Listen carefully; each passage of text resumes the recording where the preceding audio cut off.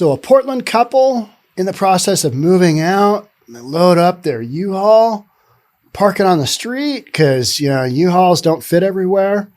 Go back to it in the morning. And this is a pretty darn safe neighborhood of Seattle. This is Madison Park. That's a nice neighborhood. I mean, there are some expensive homes, some expensive waterfront there. Yeah, not happening. U-Haul, gone.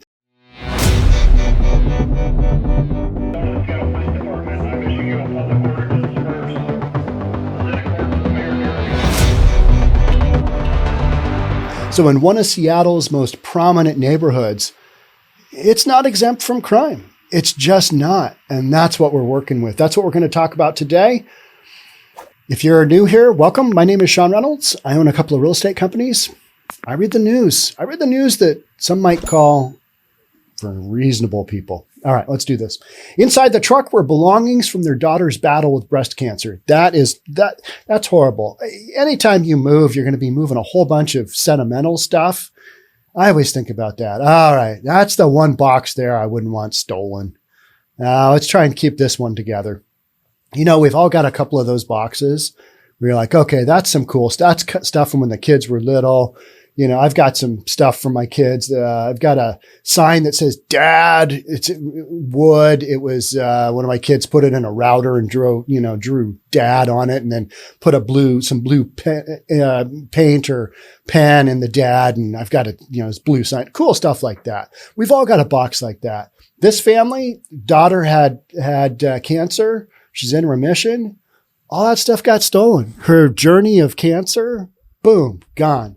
Because some criminals are, needing their next fix, and they're going to go out and jack a U-Haul filled with your stuff, and it's gone overnight. Boom, done. It's gone. They are not going to bring your stuff back, right? I mean, that U-Haul, that stuff is long gone. It's just talked last week about basically an open air chop shop operating in South Seattle underneath one of our major bridges. Somebody flew a drone along and saw somebody's stolen car amongst dozens and dozens of other stolen cars. City's probably working on that now. Oh, geez, the news story came out. That's not good. Hey, we need to get down to that chop shop on First Avenue South Bridge. We need to square that one away. But literally, police officers and detectives they're in a triage type environment right now with crime because they don't have enough officers to get to everything. So they're doing what they can. My last podcast before this one was how City of Seattle is no longer investigating any new sexual assault cases, with the exception of a handful. If something happens to a kid, something happens to an adult who, special needs, something like that, they will continue investigating the worst of the worst.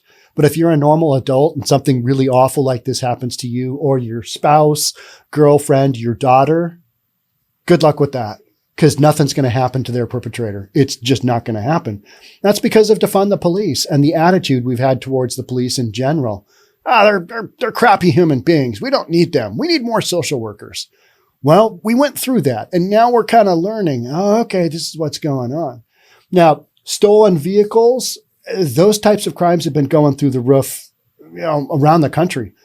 You see this in lots of different areas, not just the areas where we defunded the police, but one of the consequences of an area where you did defund the police. Yeah, you don't have enough cops to, personal property crimes. They're not high on the list of priorities. If you're not investigating sexual assault cases, you're certainly not investigating somebody stolen our, U-Haul, even if it did make the news. It's just not what we're doing. It's triage, public safety. So do the best you can with what you got and make it go. And that's literally what we're doing in Seattle right now, and in Portland, and in a lot of other communities that thought, well, defunding the police, it's a pretty good concept in general. I mean, why wouldn't we try it? Let's just give it a go. Let's just give it a shot. Where you've got things where people tell you, this is a great concept. Let's just try this out. And you're like, I don't think so. Let's do a little litmus test on this over there where it doesn't really matter. Well, you can't really do that with the police in a city the size of Seattle. You can't really do that. But we're doing it, And it's working out swell, isn't it? Yeah. A Portland family who are living in Seattle while helping their daughter during her cancer treatment is seeking help locating their stolen U-Haul. Lynn Lashbrook loaded the 15-foot U-Haul on Monday while moving out of the Madison Park apartment that he and his wife were renting for the past year. I worked hard all day. I said to my wife, we have to go to the hotel and get a good night's sleep, Lashbrook said. It's that one night where you've been packing stuff up. It's all in boxes, like in the garage or in the living room. You know, you put all your stuff in one room and you're like, God, this sucks. Oh, hate moving. I hate moving. It's terrible. I don't know how many times I've moved in my life. My dad, was a builder and owned a bunch of homes, and we were always moving around, to the next best house, and or a house that didn't sell, and it's the model, but it won't sell. The market's terrible. Let's move in. So, we were doing that kind of, let's rehab that house. This is going to work out. It's going to be the one. And so we're always moving. And then as an adult, I moved a handful of times. It's just not fun, right? It's just not fun. So this guy, he probably got all of his stuff together. And then there's that one night where you move your bed out. And that's when you're committed. You're like, oh, I'm really moving now. I guess we're going. All right. Where's the pillow go? You have those moments when you move to somewhere else and you get things set up and then you're like, where is that one item? Where's my toothbrush? Something like that. And you just don't have it. That's why moving's such a wreck. But this was that guy's night where he packed up the bed, put it all in the U-Haul, and then he parked the U-Haul on a public street. Now, where he parked this is more of it's not a commercial street. This is a neighborhood, Madison Park. My eldest son bought and lives in a house about 2.5 blocks from here. And it is very safe. The neighbors, they're like, hey, welcome to the neighborhood, that kind of thing. For Seattle, it is as good and as safe as it gets. We walk from his house to a number of restaurants on kind of a main drag. It's like a five-minute walk. And that's what people love about this neighborhood. But it's also kind of at the end of this, you got Lake Washington, and this truck was parked on a street that overlooks Lake Washington. So, and beyond that, the east side where I am. So it's not a heavily traveled street, but it does have traffic on it. There's a number of condos and apartment complexes right there. So it's going to have more traffic. And so they parked their U-Haul van because there's a fair amount of parking there. And then they went out the next morning and came back from their hotel and like, oh, no moving van. No moving van. What? Where'd our van go? It's stolen. The bad guys got it. And you're probably never going to see it, right? Like I did a podcast not long ago on these criminals that put an SUV in the back of their 15-foot moving van, just like this guy had. The butt end is hanging out. If you caught that one, that was ridiculous, stupid what those people did. But, they weren't stealing somebody's art. The U-Haul was long overdue, but it wasn't stolen. So there's that, right? So the plan was to come back the next day to retrieve the truck and drive it down to Portland, where this kind of stuff goes on willy-nilly. So they've gone from what they think is good to bad, but they're from Portland, so they probably think Portland is fine as well. All right. So they're going to drive it down to Portland. Lashbrook took an Uber to where he parked the truck on Lynn Street, only to find it missing. He understands the chance of finding it isn't high. Like, probably not going to happen. Unless you book it over to that chop shop on First Avenue South bridge out in the open. You might fly a drone over there and, I don't know, maybe see it.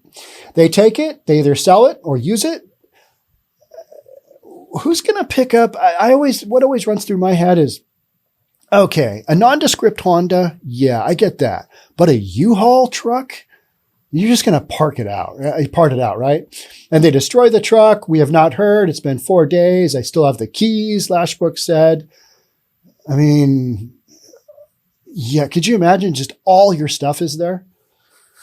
On Sunday, Lashbrook contacted 𝐏𝐞𝐸 to say the moving truck has been found, but it was empty. So they didn't get their stuff back. Totally done. Lashbrook said Seattle police notified him about the discovery, but he has yet to find out where exactly it was found. They did find the truck, none of their stuff in it. So, that part of the equation, Doesn't help him out though, does it? Because it was a rental ultimately, right?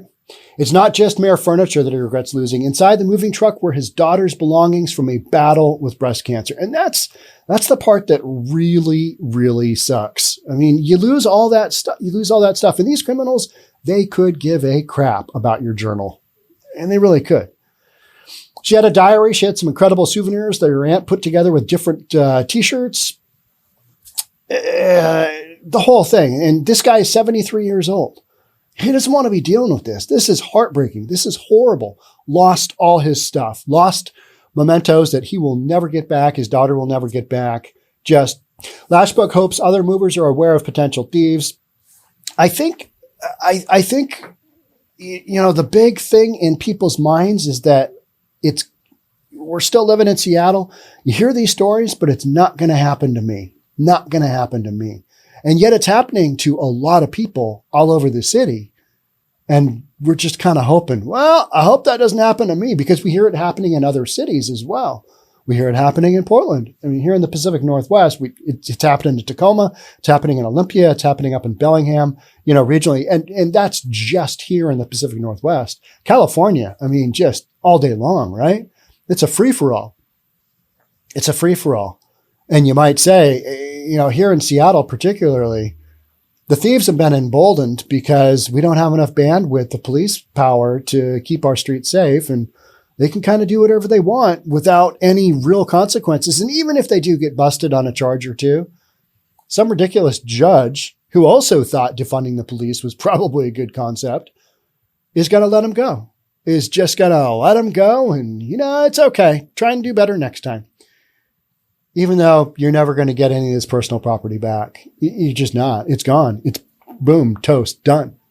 So it's that concept of, all right, I live in this city. I know this is going on, but I sure hope it doesn't happen to me. And then when it does, people are like, oh, yeah, this is a real issue.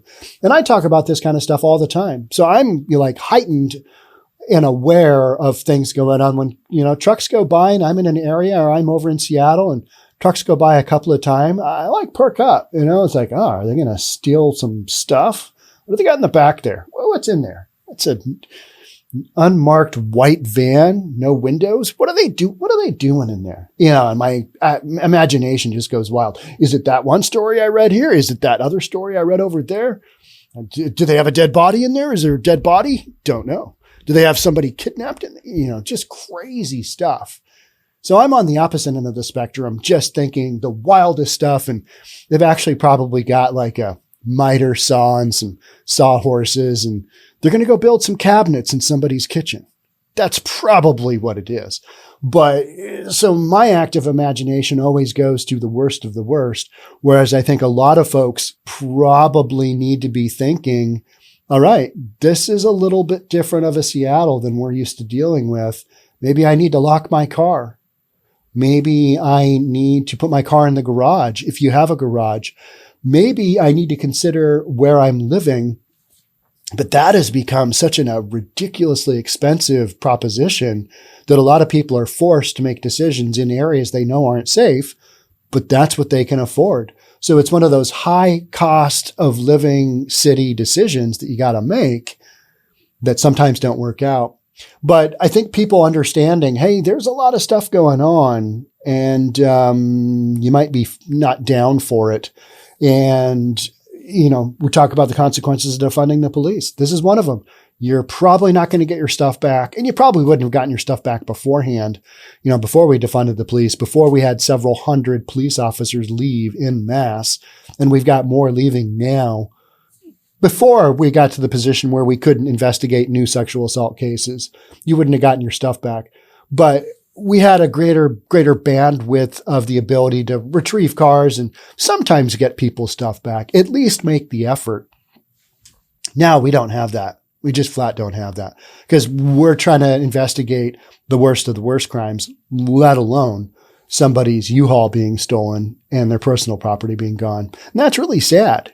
That's really sad because Seattle, you know, Seattle's never been perfect. No city ever is, except like Mayberry and Narnia, you know, those kind of places. So, you're dealing with what you're dealing with, and public safety is taking a hit. It's taking a whack. And that's where we sit. So till we can kind of be more reasonable is the bottom line. And you know what? That whole concept of defunding the police, yeah, maybe we should learn from that. We should go the opposite end and, hire some more police officers, get them the training that that we can all agree on is going to be helpful to keep us all safe. Get that training in there. Because the training I'm hearing that they're doing now at the police academy, it's just not effective. I mean, you're not going to be able to handle situations with the Mickey Mouse stuff that the police officers are now having to try and convince new police officers, this is going to work. You get in a tough situation. This is really going to work. I mean, you got to give the ability for police officers to deal with a bad guy. Sometimes means taking them down. Sometimes means hurting people's feelings. That's going to happen. So that's where we sit. So fortunately, the U-Haul got recovered, but U-Haul's got insurance on that bad boy, right? These people, even if they had insurance on their personal property, they can't get back those memories. And that sucks. That is not reasonable. All right. That's it for me on this one. Thanks so much for being here. Love to have you subscribe or share it with your friends. Best way to get this out from me is if you share it with people that you know that you think might appreciate knowing about what's going on in some of these scenarios, knowing, hey, what about that defund the police thing? How did that work out? Oh yeah, there's that guy, Seattle Real Estate Podcast, that turned into News for Reasonable People, and he talks about it all the time. Share. Thank you in advance. We'll catch up soon. Talk then. Bye for now.